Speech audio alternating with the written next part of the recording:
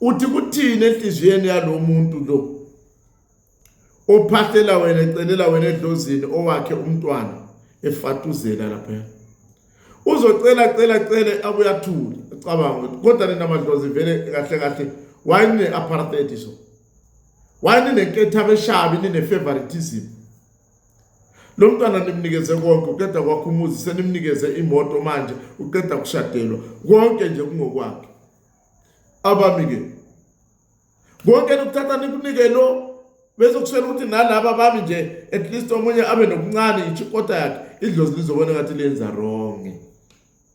mali busisa wena seliqala manje ukuyehlisa ngapha ukuze linake nangala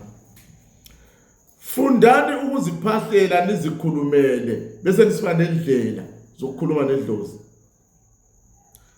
khona okunye okuyinto okusungulile sithi impepho cream more than impepho mawukhuluma ngakho edlozini kunemhlanganisela esithi combination okuhamba nayo ukuze idlozi linjani likwazi uku-attracteka